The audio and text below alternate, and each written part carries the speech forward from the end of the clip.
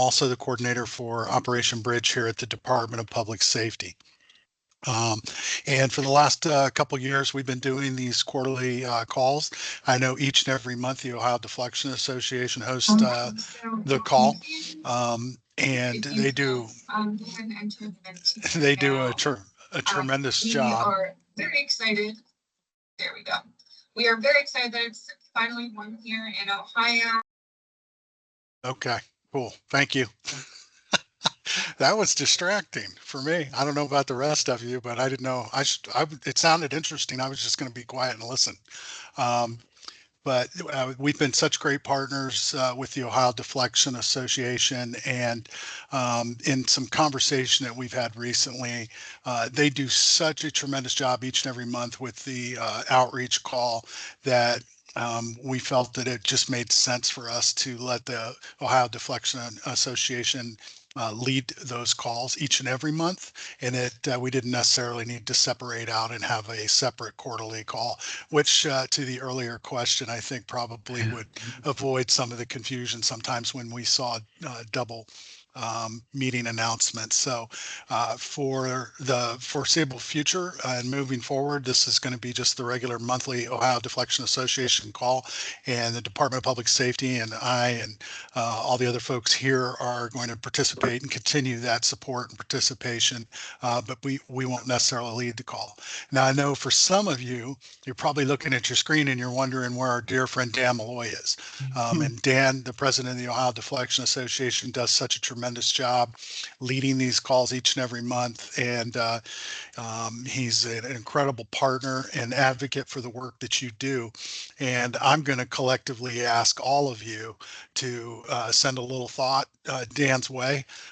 He is battling a pretty serious bout with the flu right now, we think. He's got a pretty serious fever and wasn't able to join us today. And I think, Nicole, you can back me up on this. Right up to the last minute, Dan was trying to fight through that to be here on this call. And we kind of flexed our collective muscle, Nicole and I, and told him to go get some rest, drink plenty of fluid, stay hydrated, and that we would do this and get it done as a group, which includes all of you, but he could sure use some positive thoughts from you. So please be thinking about Dan today and help him get through that sickness so he can get back to doing what he loves to do, which is not be fully retired, but be out in the community and working with all of you and partners across the country and helping promote deflection and the amazing work that you do. So, yeah. Did somebody have a question? The drug task force side of you wanted to tell him to suck it up. You know what? That's a great point. And I'm going to go ahead and confess that if you were to read the text thread that we had between he and I and Nicole, I may have mentioned that. It was far down the list of things that he should do to get better, but I may have mentioned that. With that, though, I really want to take the opportunity now to turn this call over to Nicole Jenkins. And Nicole, as I hope all of you know, is an incredible leader in deflection across the state of Ohio. I know from our COSUP grant program here at OCGS, Nicole works with all of our teams. She's the primary focal point that they see. She's also the elected secretary for the Ohio Deflection Association. And folks, we are blessed to have Nicole as a colleague in this space. I don't know many people, and I've not encountered many people across the course of my lengthy career that are as enthusiastic and as passionate and as competent and capable in what they do as Nicole Jenkins. And the last thing I'll say before I give this this platform to her is I don't know anybody that has a more infectious smile either. And if you get any time to be around Nicole, you're going to see her break out that smile, and it's inspiring. So without further ado, I'm going to turn it over to my dear friend and colleague, Nicole Jenkins. Well, thank you, Dennis. I wasn't expecting that introduction because I was just going to be like, hey, everybody knows me. I'm Nicole. Thank you all for joining our call this month. To echo what Dennis said, Dan is not feeling well. And to me, he's like Superman. I was like, you never get sick. But he needs to take care of him, as we all do, at points. So yes, send well wishes his way, and he will be back in action next month. I'm going to keep moving forward with the agenda here. I did want to remind everybody that we are recording these, and as well as transcribing them. So if you are interested in the transcriptions or recordings, we are going to be posting our monthly meetings. And then if you would like access to the transcripts, you're more than welcome to have those too. You can just reach out to me and I will get those over to you. So on our agenda this month, first, is there anyone here new that's not been on part of our monthly calls before? I did meet a lot of new folks this month. David, did you raise your hand? David Foster? Do you want to come off mute? Tell us who you're with and. I'm with UMADOP Cincinnati. I was at the last deflection conference at MedPace. Yeah. Yeah. Our Ohio Deflection Association Summit. Well, thank you so much for joining us. I'm glad you're here on our call. We hope you find these informative. And if you have any other questions or need connections or anything like that, that's what these calls are for. So thanks for joining us, and we're happy to have you. I also see Amanda Kahn, Starner with Prevention First, if you want to come off and tell us a little bit about yourself. Sure. This is my first time on this call. My name's Amanda Kahn Starner. I'm one of the chief program officers at Prevention First. I've attended a couple of the deflection conferences, so I'm familiar with some of the faces here, but this will be my first time on this call. Thank you. Excellent. Michelle. A lot of people I know Michelle. She is wonderful, and we're so glad to have you here. If you want to talk a little bit about yourself. Thank you, Nicole. That's very kind. Michelle Warabik, probably spelling or pronouncing my last name is the biggest question I have. I'm a definite longtime friend of Ohio Deflection Association and all things deflection, diversion, reentry, taking care of people. And so excited to do this work in Ohio as well as nationally and internationally, and glad to be part of the call. So thanks. And I work through Silta Strategy. That's my consulting firm. So if you see that, that's me. Excellent. Thank you. Thank you. Brittany. Hey everybody, Brittany Garrett. I'm with the Police Assisted Addiction Recovery Initiative. I'm actually based out of Kentucky, but we're a nationwide organization that supports the work. We're obviously longtime friends of ODA. I know a lot of people on this call, and I'm just happy to hop in when I can and listen into the great work going on. And so thanks for having me here. Thanks. And Brittany and Pari just put on a wonderful conference a couple weeks ago down in Tampa. So please, for all of you who do not know, please become familiar with Brittany and Pari. They're a wonderful organization supporting everything that we're doing within the field of deflection. There's so many new people. Oh my gosh, this makes me so happy. Justin Blair, you want to tell us a little bit about who you are, where you're from? I can't hear you. I don't know is it just me? Yeah, I don't know what's happening. You're not on mute. How about now? Oh, there he is. Okay. All right, cool. I had to change my mic over. Yeah, my name's Justin Blair. I'm also in Kentucky. I am the quick response officer for Hardin County. Our quick response team is brand new. We literally just launched it January 1. So this is my first time on this call, and excited to learn from you guys. Excellent. Thank you. And Justin, where'd you say you were from again? I apologize. Hardin County, Kentucky. Oh, okay. Nice. Well, welcome. Welcome. Thank you. I'm gonna mispronounce this. I know that, and I apologize in advance. Is it Snezana? Snezana. It's okay. Ah. Snezana. Good afternoon, Snezana Tenenfeld. I work here at the Hamilton County Mental Health and Recovery Services Board. I met many of you during our last deflection seminar that we just had, and I just look forward to working with you throughout this year, I guess. Thank you. Excellent. Thank you. Looks like we have a couple more. Thomas Williams. Did you say you were new? Or did I make that up?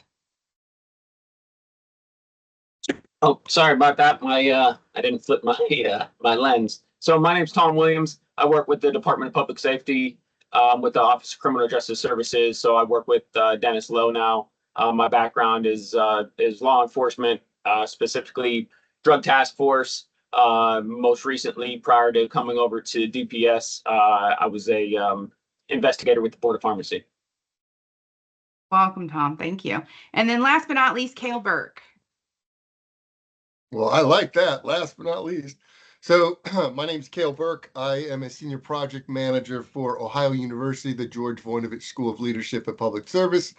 And I'm also a person in long-term recovery and have my peer support, or had my peer support licensing certification, but it expired when I came back to school.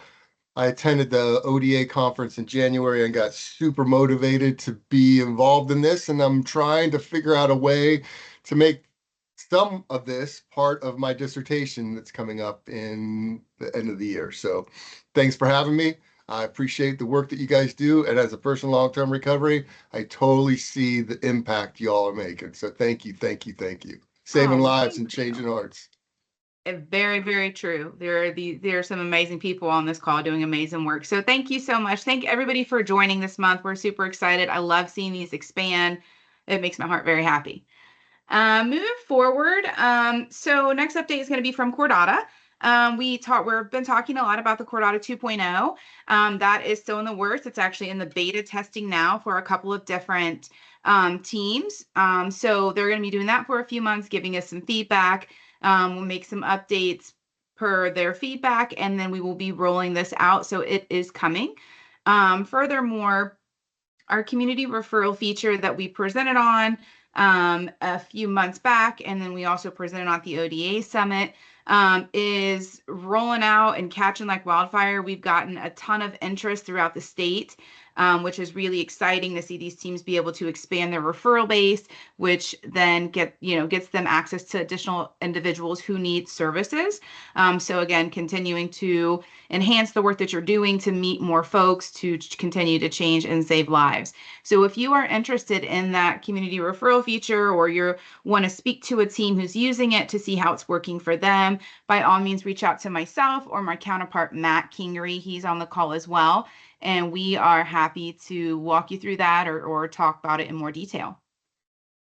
Next, I'm going to pass it over to Ashley Morgan with Neomed and the CJCCOE. Thank you, Nicole. So on behalf of the Substance Use Deflection Initiative, I just want to thank all of you guys who participated in our technical assistance survey. We sent that out via email and had it at the Ohio Deflection Association Summit, and got to learn a lot about what you guys are looking for in the realm of training and technical assistance. So we closed that survey last week and we're looking at the feedback. There's lots of areas of TA that people highlighted. So in the coming months, we're going to be working on scheduling technical assistance sessions that people can attend, incorporating some of those themes into the Deflection Echo that we host, and sharing resources via our Deflection email list, and looking for other opportunities to be able to disseminate that. So again, thank you. And you'll be seeing more about that in the coming months. We are still hiring for a dissemination coordinator in the Criminal Justice Coordinating Center of Excellence.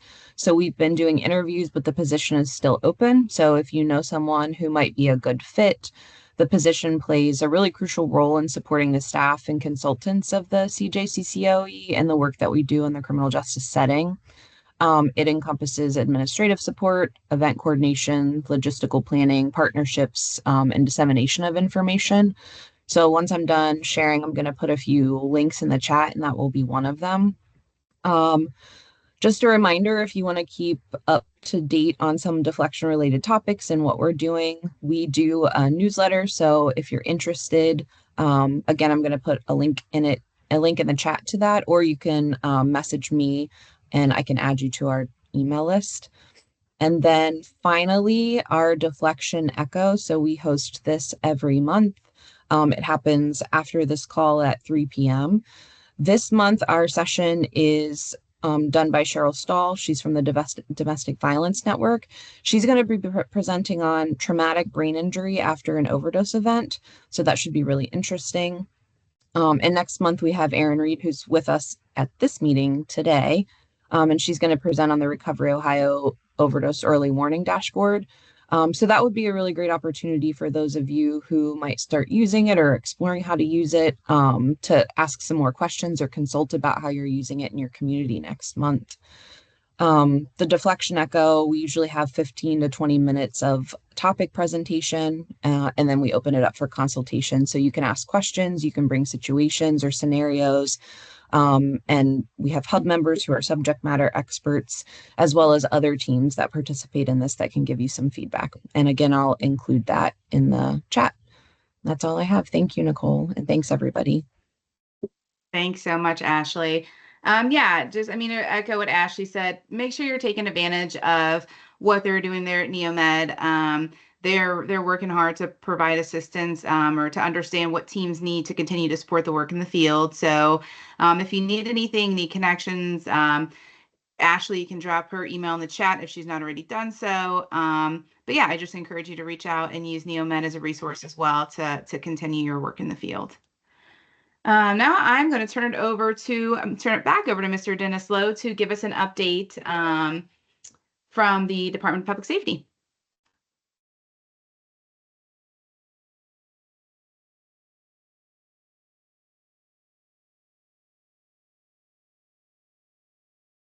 I know he's here. I think he's muted. Dennis, you're muted. Oh, are you muted? I do that all the time. I'm sorry. I said so many great things. You guys missed it. But it's just, thank you, Nicole. It's so nice to just see all these familiar faces. And thank you, Brittany. I saw you on the call, and thanks again for a great experience a couple of weeks ago now down in Tampa at the PARI conference. It was fantastic. I just want to give a couple quick things that are going on at the Department of Public Safety, Office of Criminal Justice Services. We're just finishing up, for those that are involved in the Recovery Ohio grants, our director's review with that. So we're hopeful that we'll see notifications on grant awards on Recovery Ohio coming out in the next, I'd say couple months. You should expect to see something on that. And we saw so many great applications and so many law enforcement agencies that are incorporating and supporting deflection programming across the state. So that was super encouraging and exciting news. I wanted to mention too that I've sort of have heard through the grapevine that we may see the 2024 RSAT grants coming out, which RSAT is a Residential Substance Use Disorder Treatment Grant Program. So be on the lookout for those. And if you aren't getting regular notifications from OCGS, you can go to our website and sign up to receive the OCGS bulletin, which has any grant RFPs that have been released. You're going to see those come out that way. The last thing I'll mention and turn it back over to Nicole is that we were awarded a COSEP grant now, I guess, a year ago, and we're in the final stages of getting those programs really fully launched. We've got everybody on board now, and the last steps are occurring. But one of the things that we wrote into our COSEP grant at OCJS was an alert notification system so that we could take bridge information related to significant arrests or significant seizures of drugs and send alert notifications to geographical regions or areas around the state of Ohio that might be impacted by a spike in overdoses occurring from those activities. And so in addition to taking that information, we're hopeful that we're going to be able to coordinate with one of our speakers who's coming up in just a few minutes, Erin Reed, and use her early warning dashboard that she's going to talk to you about, which is amazing, and be able to really drill down and get real-time information to our colleagues across the state of Ohio so that when these things are occurring or we have a reasonable belief that there's going to be a potential for a spike in overdoses, that we can use this alert notification system to send you basically like an Amber Alert, would work. And you would get this notification so that you and your deflection teams or other folks in your community that are engaged in this work can get out and proactively try to step up either harm reduction efforts or outreach efforts into the community to prevent those overdoses from occurring. So we're really excited about that. We've got a vendor for the software we're working with, and more to come on that on future calls. But that's the big news from DPS and OCGS concerning deflection. Back to you, Nicole. Thanks, Dennis. Seriously, we're so excited about this alert system. This is something that has been being talked about for some time. So to actually see it moving forward is really exciting. So yes, we'll make sure Dennis keeps you posted on what's going on as we move that project forward. A couple of FYI updates before I pass it over to Erin for her presentation. Wanted to remind you all about the Kentucky Department of Public Health. They are hosting, Chris Smith is hosting a trauma-informed care for post-overdose outreach teams. This is available until April 15th, 2026. This training link is located on the ODA website under the training tab. We do encourage you all, again, when we become aware of trainings and things that are happening throughout the field, we do want to be able to keep you all updated and informed so that you have access to these. So we'll be sending out minutes that has this information in it as well, but you can also find the link to this training on our ODA website. Next is the Office of Community and Family Resilience. They're requesting applications for trauma-informed care mini innovation grants. So it's awarding up to $10,000 per year for 6 to 10 organizations that have resources to complete each item under their scope of work. So you must be a 501c3 or nonprofit entity, and which will in turn support new ideas, projects, services, and professional development opportunities. If this awards are expected to be announced for this project fairly quickly. So we will make sure that we have that available for you as well, that link, and it's also available on the ODA website. I will now turn it over to Erin Reed with Governor DeWine's office to talk about the early warning dashboard. Can you hear me? Yes. Awesome. Okay. Would it be okay if I shared my screen? I've just put together Absolutely. a couple of slides. This is going to be very abbreviated. I want to be respectful of everybody's time. But you just heard a couple of folks reference, and Ashley mentioned specifically the ECHO meeting that I get the opportunity to present at. And then, sorry, I should be more careful about talking and trying to share my screen at the same time. Sorry.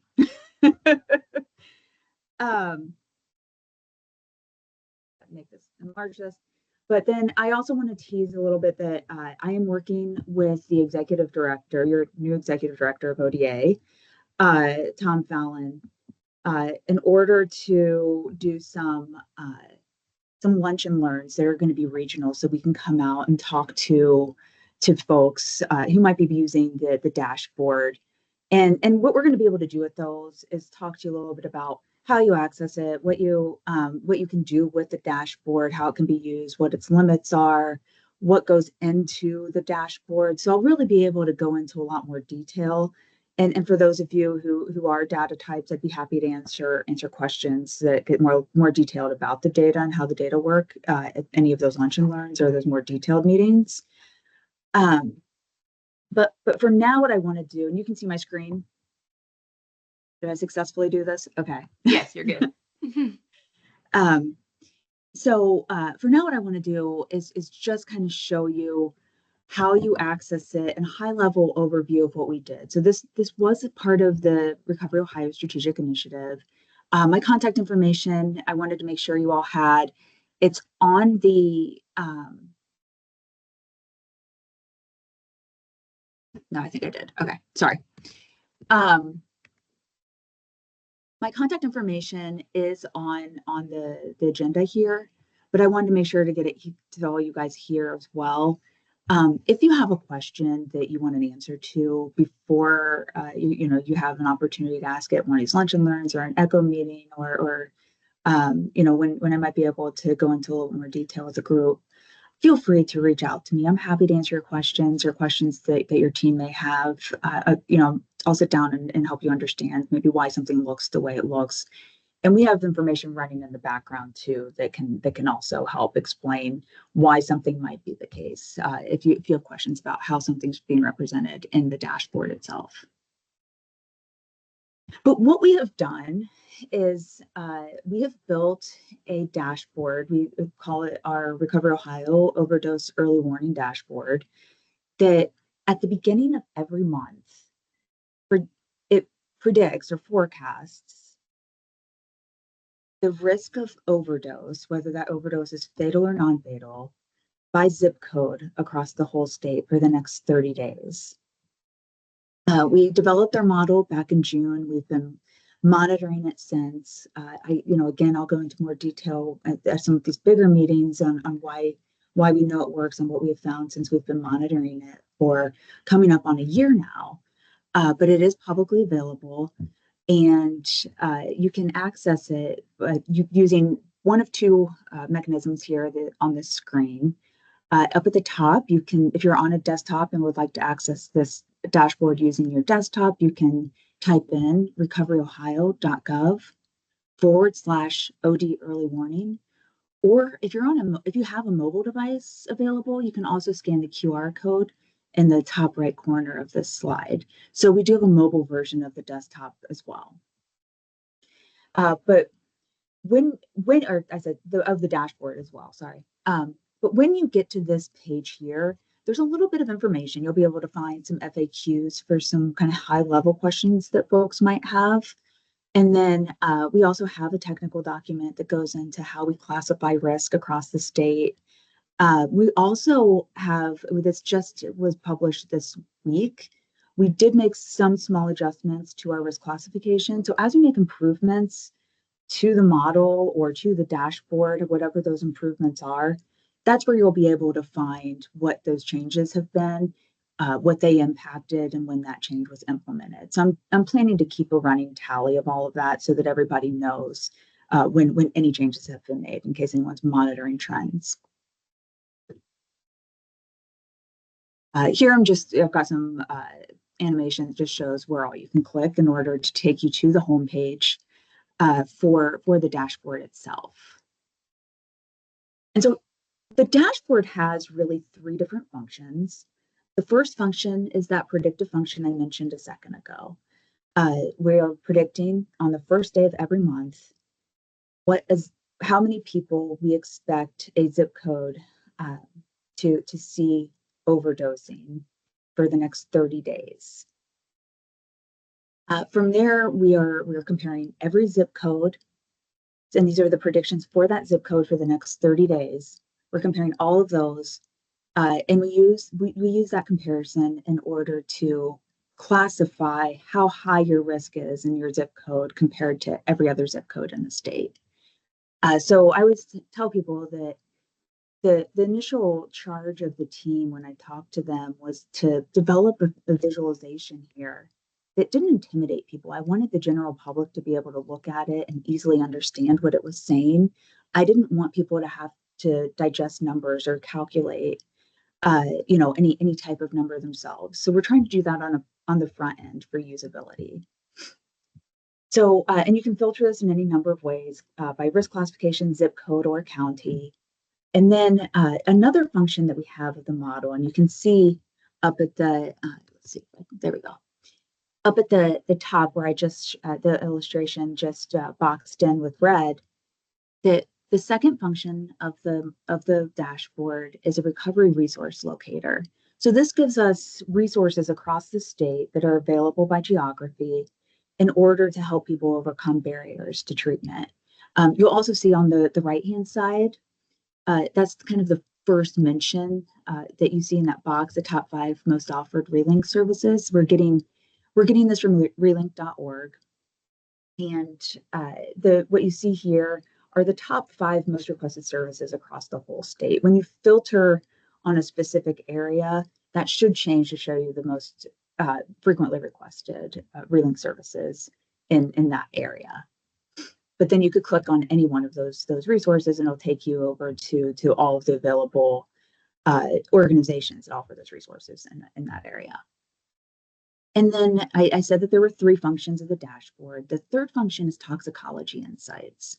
I get questions a lot about what drugs people are taking in a specific area. Not only what drugs people are taking, but if somebody is taking a specific drug, what else are they likely to be taking that drug with? And so that's what we're aiming to inform people with on that third function.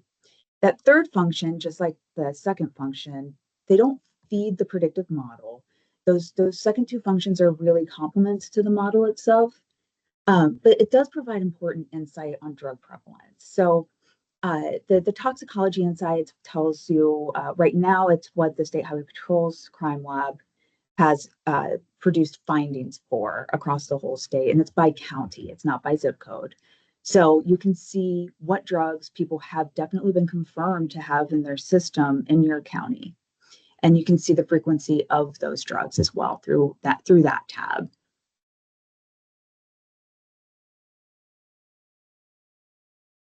And then that is the high level. Again, I wanted to be respectful of time, and I also wanted to give a chance for people to ask any questions. If there's a few questions, I think I had 15 minutes. Is that right, Nicole? Yes, you're doing perfectly fine on time. So okay, awesome. I was afraid I was going to run over. No, you're good. Do we have any questions from anybody?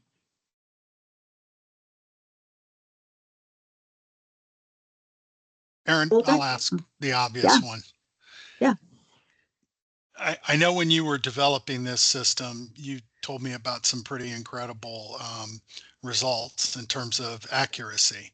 So can you give folks kind of an idea of how accurate this system has shown to be in terms of this predictive capability? Yeah, I'd love to. Thanks for asking. It's hard to know when you're trying to condense your presentation, and that I'm thrilled to be here. That's not a criticism at all. Please don't take it that way. But I it is hard to know which pieces to pull out. So I think it's helpful to know what people are interested in hearing. So I mentioned earlier that we monitored the model and its predictions every month since June of last year. We started with 8 years worth of data feeding the model, and every month we add another complete data set. We know that it's working because every month when we have our forecasts, the zip codes that have a forecast, over 92% of those zip codes are within 5. And when I say within 5, I'm talking about an absolute number, 5 of our target variable. And our target variable are hospital admission or hospital emergency department admissions. So it's syndromic data from the Ohio Department of Health. So we're predicting pretty accurately each month the number of overdoses that hospital admissions are going to see.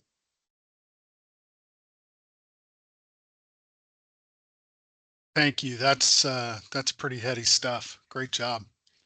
Thank you.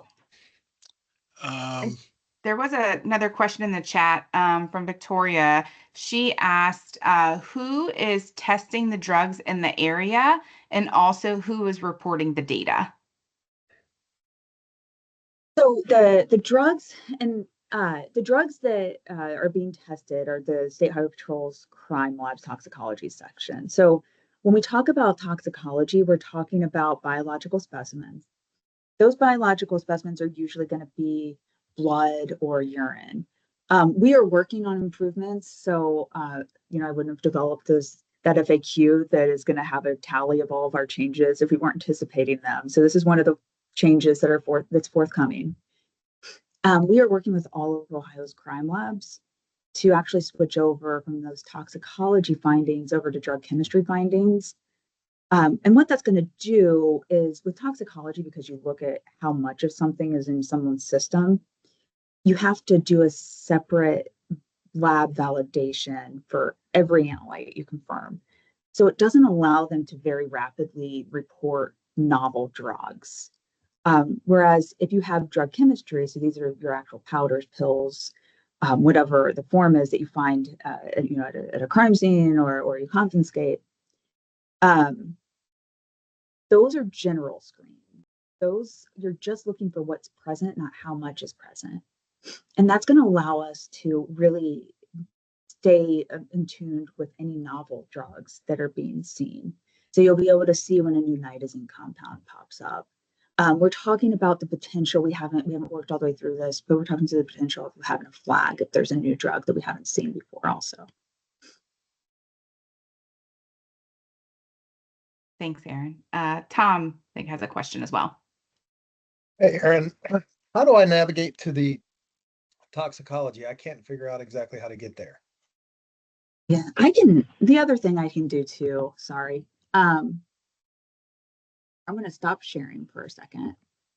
And I'm just going to open up the website. I'll show you.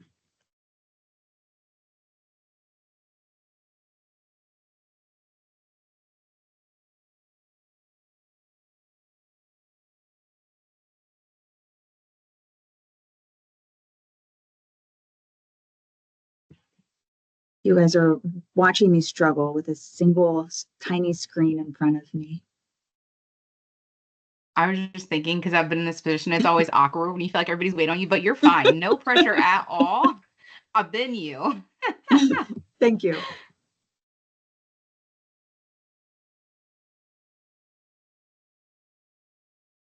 You can see the screen again? Okay. Yes.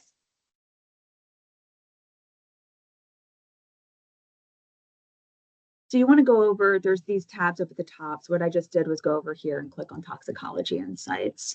So this is live right now. This is what you will actually see if you visit the website. And then what you see, so I was explaining earlier, this is kind of where we have the explanation up on the top of who was providing the information. The bar graph right here is telling you the 3 most frequently identified analytes in toxicology samples for the patrol.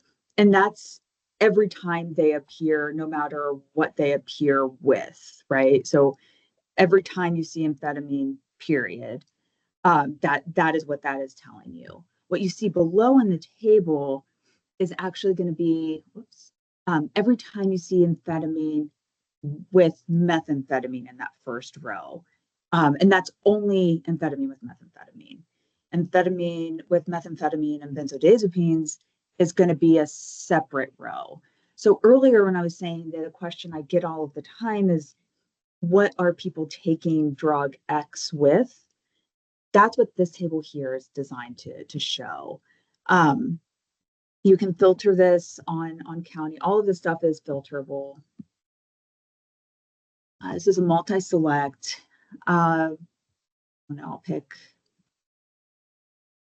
Clark County. It's Tableau. Tableau works for this, but it can be a little finicky. Make sure that if you when you make your selection, that you always click apply. And Tableau does take a second to respond sometimes. I apologize.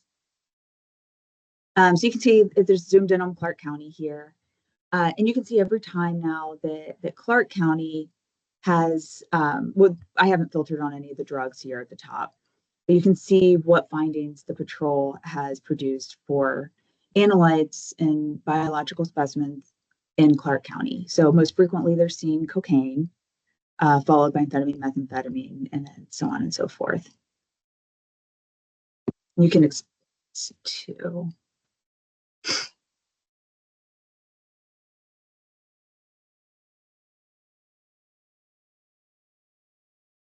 Because it's multi-select, you also can select other counties if you want to compare the drug prevalence of a specific mixture to the in your county to the drug prevalence of a specific mixture in another county. We all know that the drug trends oftentimes are regional.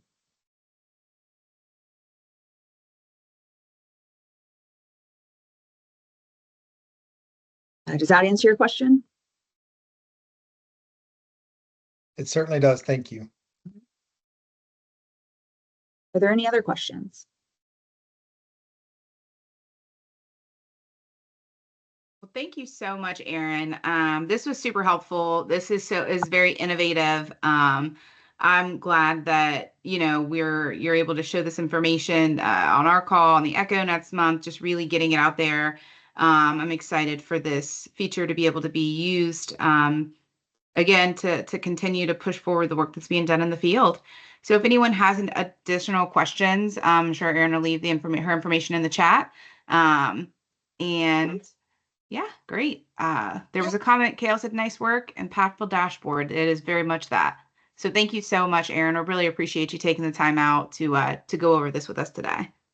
Nicole, can I make one pitch right before I sign off on Absolutely. this?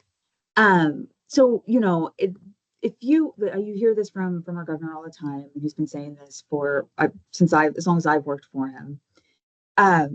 If you want something to last, you have to make it hard to undo, right? You have to make it needs to not make sense to undo it, right? So if you're using this or if it's useful in your work, letting people know that it's useful, letting us know that it's useful so that we can share with people the value, so it can continue its life for future administrations is helpful also. So, all right. Thank you very much for letting me be here, and I appreciate the time today. Thank you so much. Mm-hmm. Yes, I agree with that wholeheartedly. I think that if something is this, important in the magnitude of what's being built here and has been built here, we're at the point now where we want it to be sustainable. We talk about that all the time from administration to administration, and shout it from the rooftops, guys. Like, let your local legislators and lawmakers know the importance of these programs and the importance of this work being done, because it all rolls into sustainability and being able to go out and continue to work the work that's so vital within our communities. So thank you again, Erin. I really appreciate it. Please join her in the ECHO call next month. Join her for the regional lunch and learns. It was actually kind of a good transition because from Ohio Deflections Association, some updates we have. That's one of our first updates. She's been working with Tom, our executive director of the Ohio Deflection Association. I almost forgot what I was part of. She's been working with Tom, and I know that they have already put into place some of these they're really starting to work in these meetings or these regions. So the state is currently split into 5 different regions, which are the Northwest Ohio region, which is Lieutenant Steve Rogers of the Lucas County Sheriff's Office. The DART program is that regional representative for Northwest Ohio. Our Northeast Ohio is still vacant. We did receive a couple of applications which are under review to fill that board position. So we will be moving forward with that. We had our board meeting last week where we did discuss that information or that vacancy. So we will be moving forward to fill that spot soon. So that's exciting. Our Central Ohio, Morgan Brown, she's with the SAFER Station and Office of Justice Policies and Programs. She is going to be working with Tom and Erin to host the Lunch and Learn in Central. And then Southeast, we've got Detective Brad Lehman with the Lawrence County Ohio Drug and Major Crimes Task Force and QRT. He will be heading it within that Southeast region. And then lastly, but certainly not least, Southwest Ohio, we've got Megan Guthrie with Hamilton County Office of Addiction Response. She is hosting a virtual Southwest Ohio event, Engage and Exchange with Erin Reed, actually tomorrow. So if you're interested and wish to attend, please contact Megan. I'm sure she'll drop her information in the chat, or if you don't already have it already. Megan is one of us. She's one of the champions, the forefront of this work. So super excited that that's happening tomorrow. The regional contact list, so the ODA county and regional map, we're using the 2025 ODA summit list of registrations, and we are working with Ashley with Neomed and their QRT inventory roster. Our ODA team is working to build a regional contact list for representatives and teams. This is really important to me, but also to what we're doing as a whole. The fact that we are collaborating across multiple entities to really put together a comprehensive contact list of programs and individuals who are playing an important role in this work throughout the state.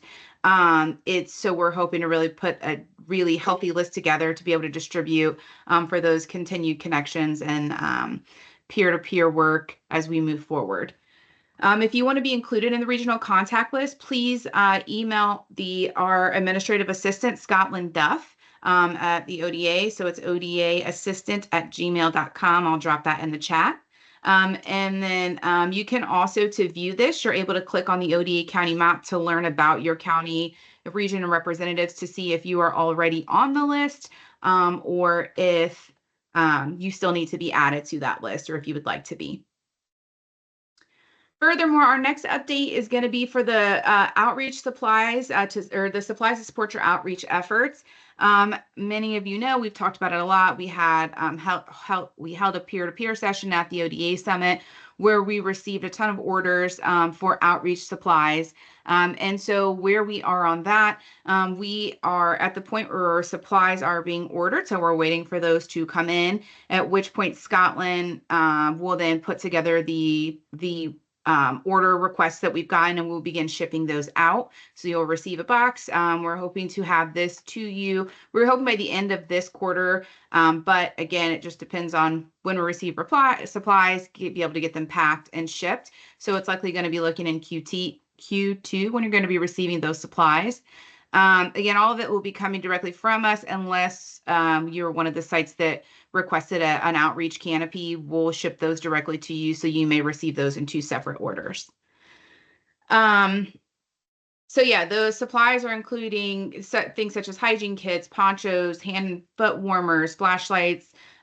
We've got Terra bags, wound care kits, socks, safe sex contraceptive, dog foods, fentanyl test strips. Our Montgomery County team reached out. So I'm going to go down there and pick up a ton more of those. We were able to give away 6,000 strips at the ODA Summit.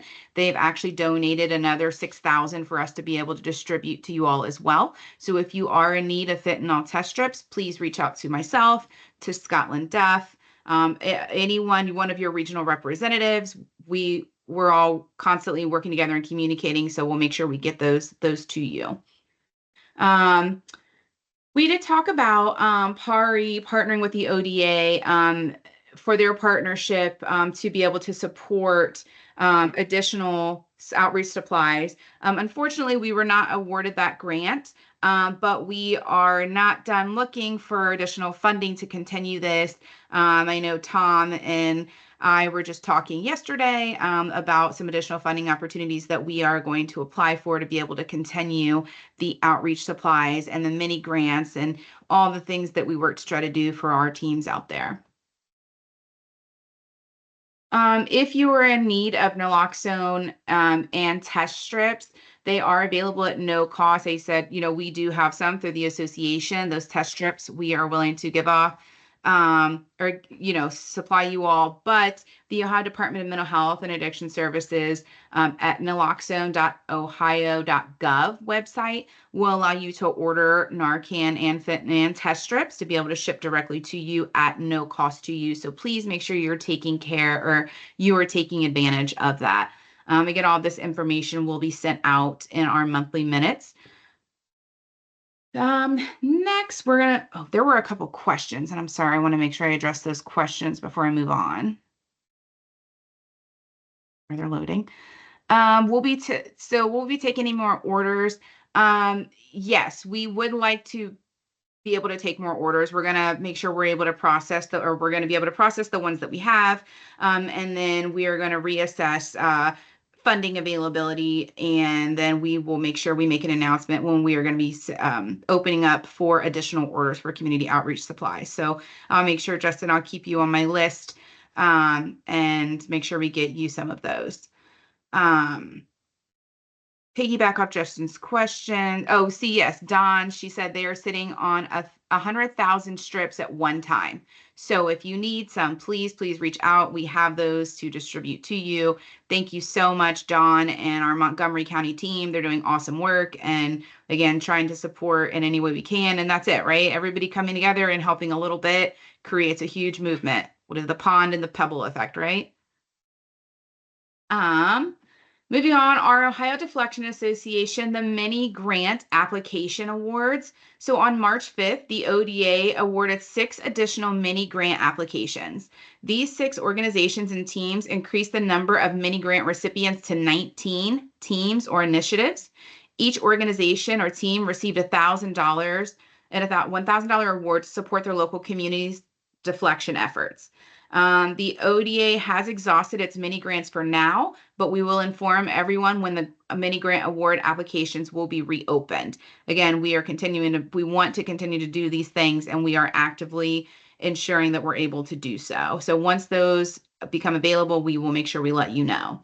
But we are excited to learn how the funding impacts, your community services.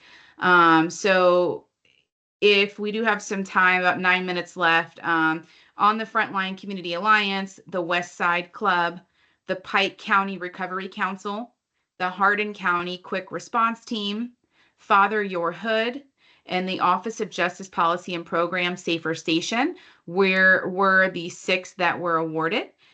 So we're working on getting those awards to you, but we are excited to learn about how those funds helped impact your community. So if you want to send a write-up over or pictures or what have you, we're always looking forward to promoting the work that you all are doing in the field. So, all right, we have 8 minutes left. So we got roundtable. Man, Dennis, we killed this today, didn't we? Pretty good. Yeah, we did. We can open it for discussion. Any questions, feedback, follow-up, anything we need to address or maybe that we missed or forgotten? We are no Dan, so there probably are things. Yes, Don.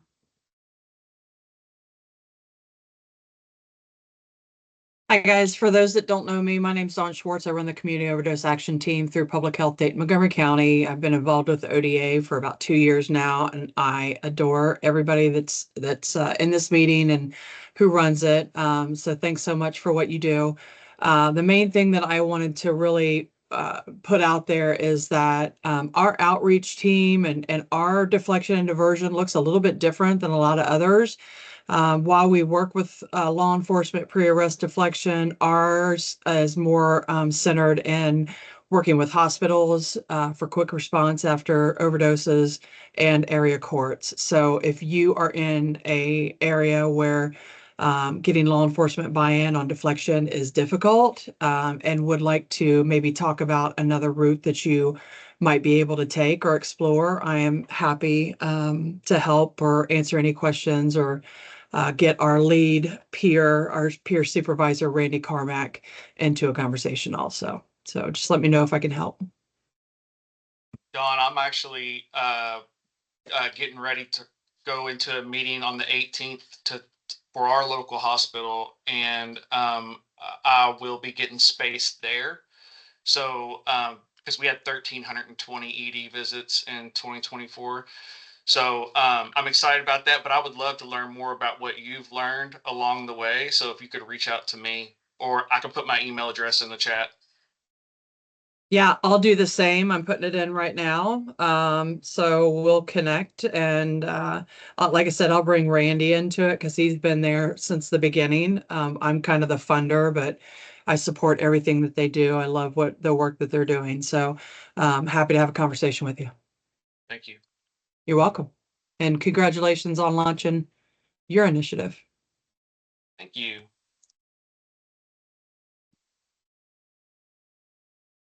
Thanks so much, Don. I appreciate that.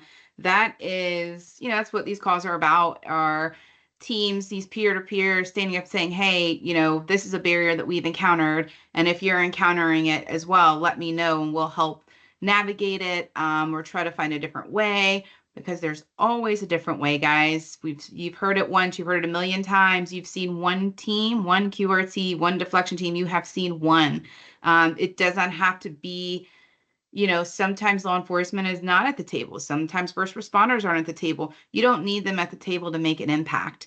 But what I can say pretty confidently that I've seen over the years is that while initially there may be some hesitation from these different community partners, continuing to push forward and do the work, they will come around. They'll come around. It's just something new, and we have to realize what we're doing. I mean, we're changing history. What this has never been done before. This is still very young, and so we're learning to navigate. And there's uncertainty in that. There's fear in that, and that's a natural thing. But once you start to see and you're like, oh, this is possible. Oh, this does make a difference. They come around. I've seen it. And sometimes it's a couple months, sometimes it's a couple years, because I've got teams circling back around to me. I've been doing this for 5 years now. And I finally had a team, the first team I ever tried to engage 5 years ago now, almost 5.5 at this point, circle back around to me 2 weeks ago. And they're like, hey, we're ready. We have the buy-in and we're ready. And like that was so incredibly happy, because not only are they ready, I mean, they're at a point to where they understand deflection. And so the program that they're launching is actually going to be a pretty nice size, somewhat mature program. So just because they're not at the table now doesn't mean that they won't come to the table. So keep doing the work, keep pushing forward, and use your resources, use your networks. You know, law enforcement talks to law enforcement the way that I can't, because I'm not there. The same with treatment providers and the healthcare profession. So use the folks in your network to be able to push your initiatives forward. With that being said, it is 1:57. So if there's nothing else, I can give you all back 3 minutes of this beautiful day to go take a breath of fresh air outside. And we will reconvene. Our next monthly meeting is going to be Wednesday, April 9th from 1 to 2 p.m. We will, I'm going to be sending out a reoccurring link. So you're not going to be getting one from me monthly. As Dennis said in the beginning, since we are merging these meetings and we are just having one, I wanted that to be, I wanted to get that out there and make sure everyone knew before you start, you've seen this reoccurring reminder coming through. So you'll no longer be receiving these quarterly from the Department of Public Safety. We are just going to send out, it's going to be all one call once a month, second Wednesday of every month from 1 to 2 p.m. Again, except that the December call, obviously that'll be we'll include the multiple states, surrounding states like we do every year. But you will be seeing a reminder, a calendar invite, a reoccurring one for this monthly call coming out here probably before the end of the week. So if there's nothing else, you all have a wonderful day and we'll see you next month. Oh, and make sure you jump on Echo at 2:30. Thanks, Nicole. See you, everybody. Bye.